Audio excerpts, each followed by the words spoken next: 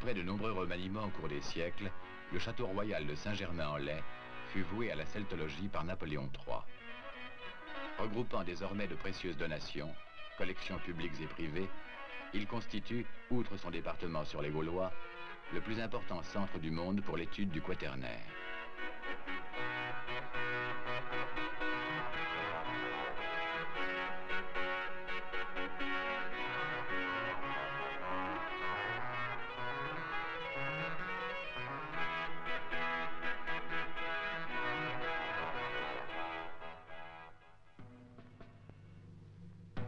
La toute récente rénovation des salles consacrées à la préhistoire et à l'art paléolithique nous invite à découvrir une partie de notre civilisation, souvent ignorée ou méconnue.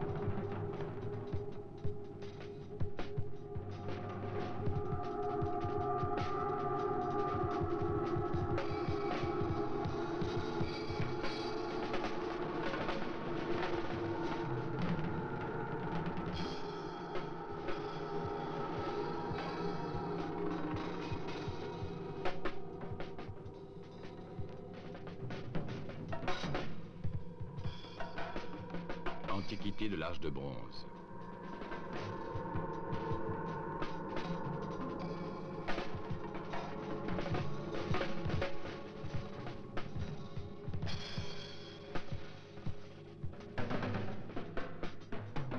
L'or, très abondant à cette époque, recouvre de nombreuses pièces.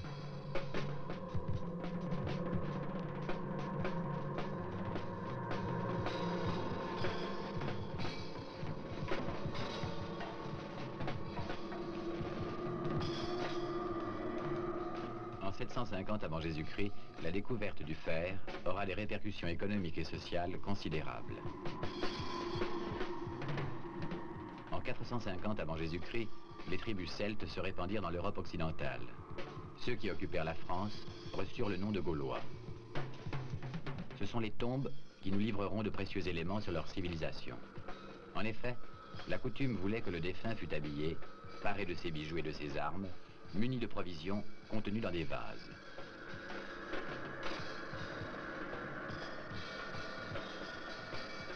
La présence de produits italo-grecs, tels ce vase mis à jour dans la Haute-Marne, prouve l'existence d'échanges importants entre les Gaulois et le monde méditerranéen. Le très célèbre casque d'Antreville, recouvert d'or.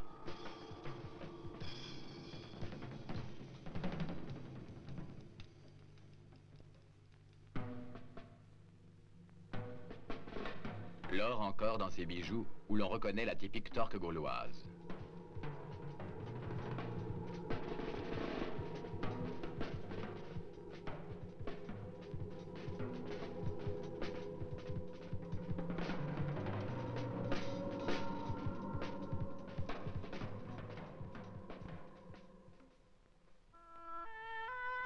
Et si, après Alésia, commençait la romanisation de la Gaule, la multitude d'objets conservés ici révèle un art influencé par Rome, mais qui garde une forme de son génie propre.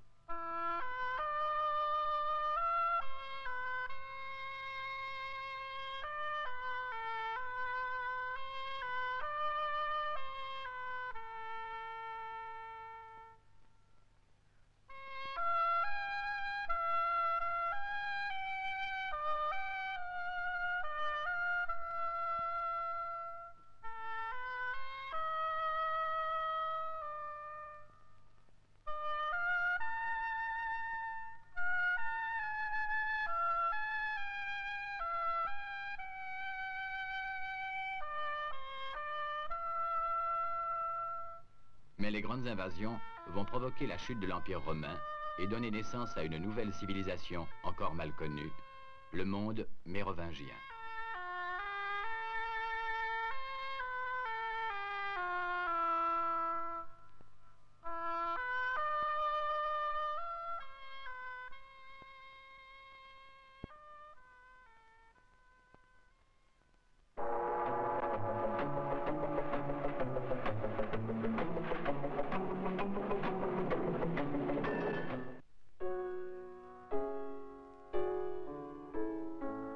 Les poètes ont leur légende et celle de Max Jacob est un kaléidoscope d'idées, ni tout à fait fausses, ni tout à fait vraies. On ne peut pas être et avoir l'air. Il fut à la fois cet artisan des lettres et ce dilettante peint par Modigliani. Ce créateur inquiet et cet auteur serein qui illustra Picasso. Un amant des plaisirs et pourtant un ascète, un dandy devenu ermite. Qui est-il aujourd'hui? Un nom sur une plaque sur un mur? Un poète, le plus singulier des poètes qui voilà 100 ans naissait à Quimper, quai de Laudet. Quimper, où sont nés mes 15 premiers ans, sous les grands marronniers et 25 ponts de fer.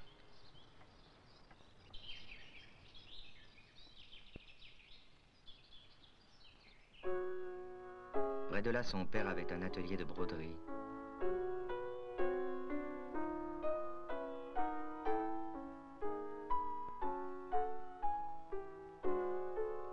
La Bretagne de son enfance, toute sa vie Max la chantera naïvement, malicieusement, avec des couleurs ou des mots.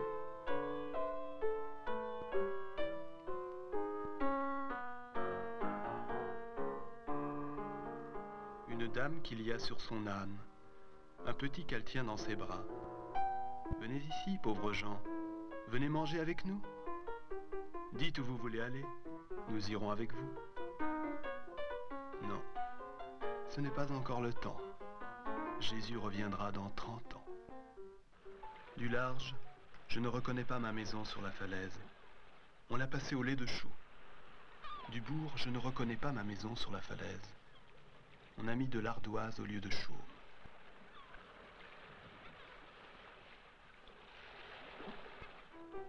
Paris, le jeune Max habite rue Ravignan. Il est pauvre.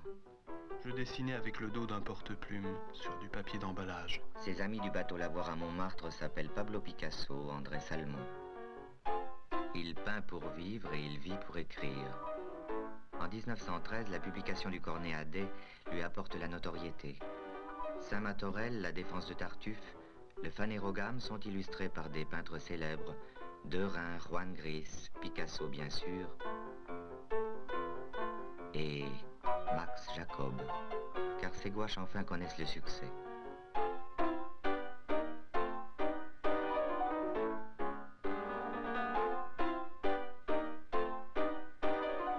Les plus grands musiciens de l'époque mettent ces poèmes en musique. Au nom de Picasso, Milhaud, Poulenc, Cocteau, Stravinsky, Auric, la gloire associe désormais le nom de Max. La gloire et ses malentendus. Max est parti chez les bénédictins? C'est un fou. Max est un fou, car enfin un peu de religion est très comme il faut, mais...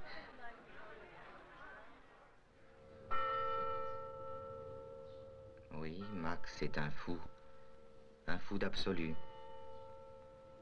Oui, Max est fou de Dieu et de paix du cœur.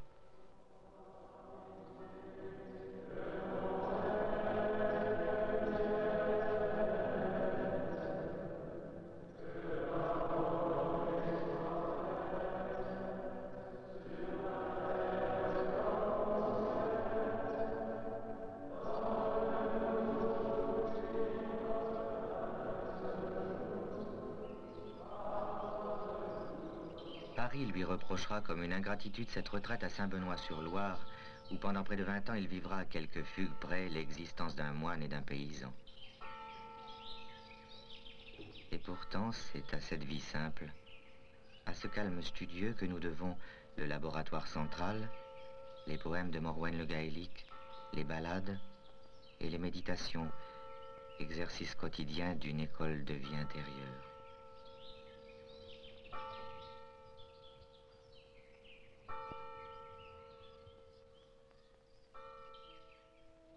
Mais en 1942, à Saint-Benoît-sur-Loire comme ailleurs, certains n'ont plus le droit de vivre. Et le chrétien Cyprien Max Jacob, baptisé le 18 février 1915, va devoir parcourir son chemin de croix de juif.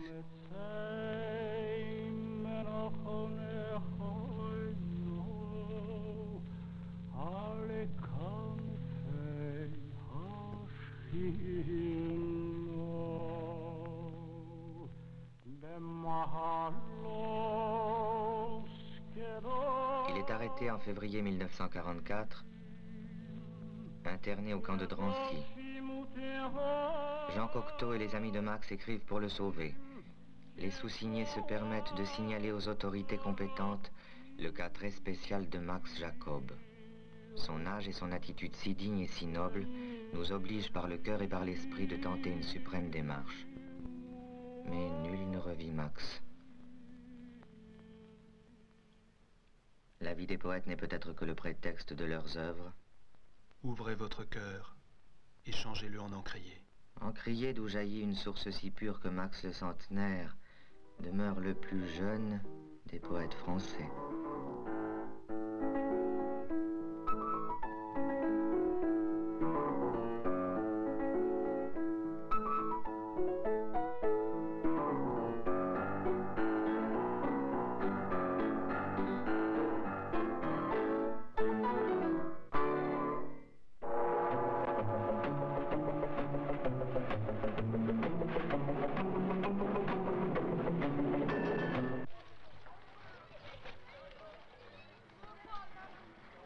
Le carnaval de Belfort. Bon, cette année, c'est le 3e. C'est un carnaval d'enfants. Ce sont les enfants des quartiers périphériques qui investissent un après-midi le centre-ville. Ce sont des enfants assez déshérités. Les pauvres matériaux que nous mettons à leur disposition sont des matériaux qu'ils travaillent eux-mêmes, avec leurs moyens et à leur échelle. C'est un carnaval qui coûte vraiment très peu cher.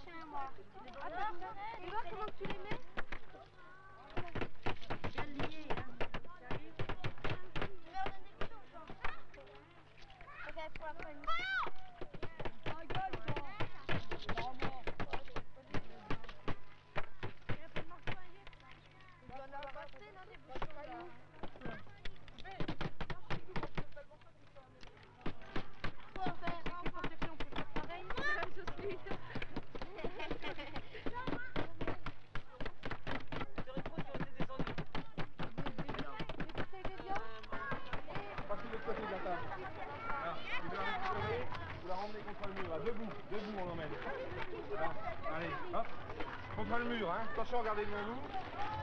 Là, voilà. Attention les branches de l'arbre là-haut. Moi, il est peinturé, mais le cowboy. Bah, il a fait un chinois de carnaval. Moi, il ira le faire. On a commencé avec le chapeau, on fait la tête, puis je vais voir. Puis après, on a fait le cowboy. C'est lui qui l'a dessiné. Lui, il a fait le cowboy parce que ça allait le faire.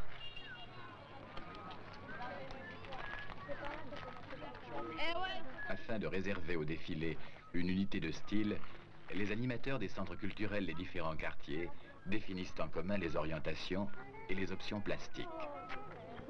La fabrication des masques, des costumes, des bannières s'effectue en dehors de l'école et à partir des mêmes matériaux.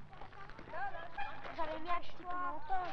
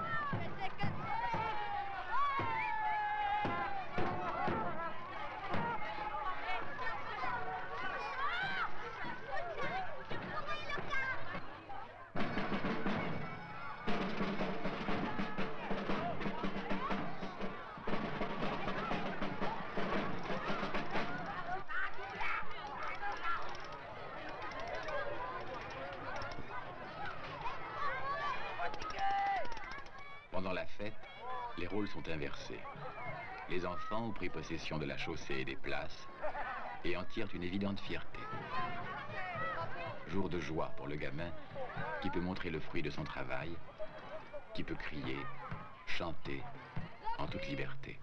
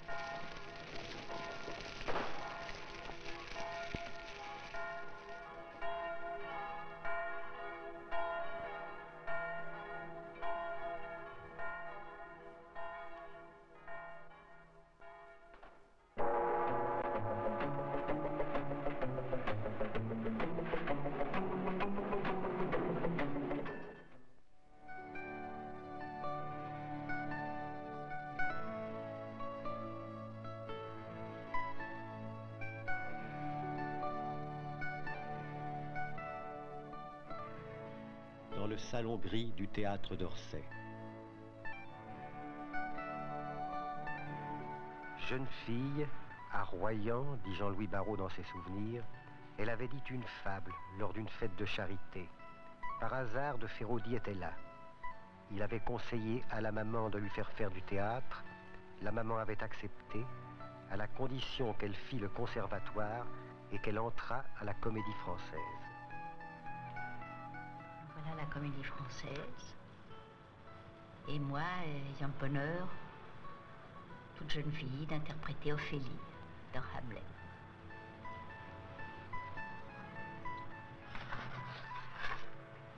Voilà à quoi rêvent les jeunes filles d'Alfred de Musset. Au Français, vous avez plusieurs fois interprété Musset. Oui, d'ailleurs ma pièce de début à la Comédie Française, dans laquelle j'avais eu également un premier prix au Conservatoire, était Il ne faut jurer de rien d'Alfred de Musset. J'ai joué également dans Ne badine pas avec l'amour, je jouais le rôle de Rosette. Et puis Le Chandelier, qui a été une étape très importante pour moi.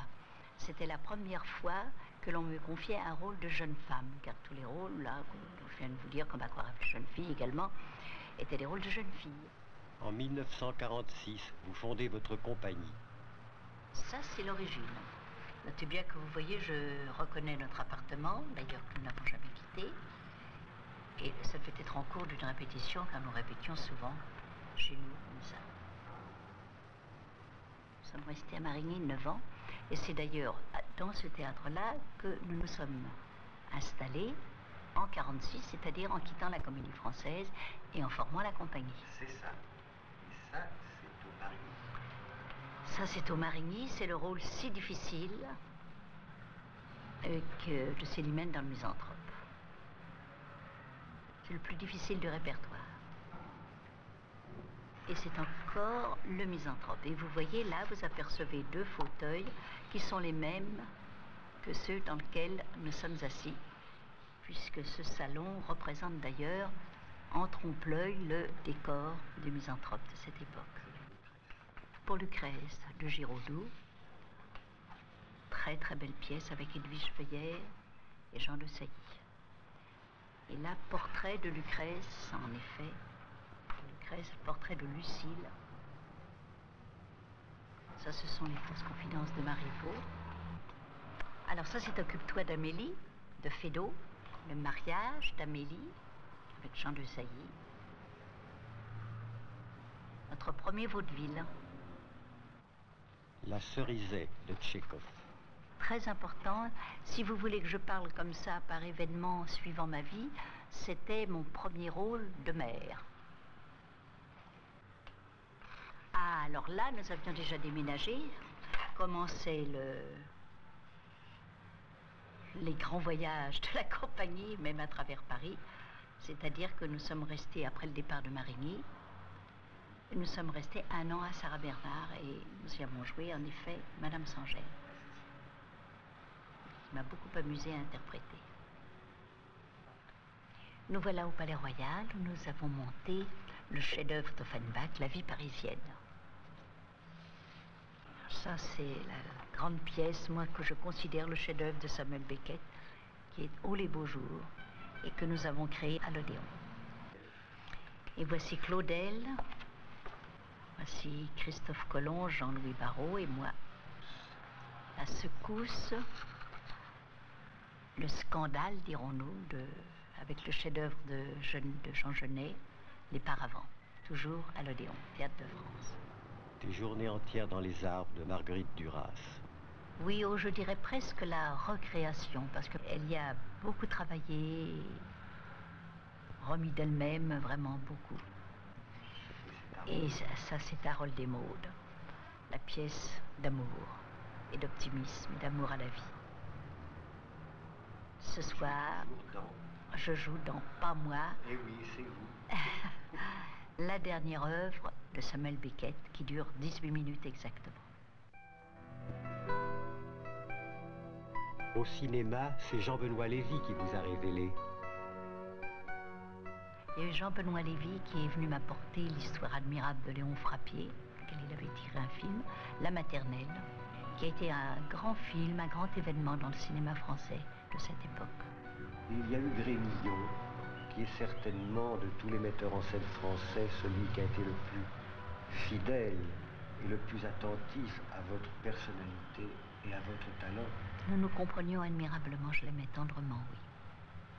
D'ailleurs, c'est lui qui m'a fait tourner des films comme Remorque, Lumière d'été.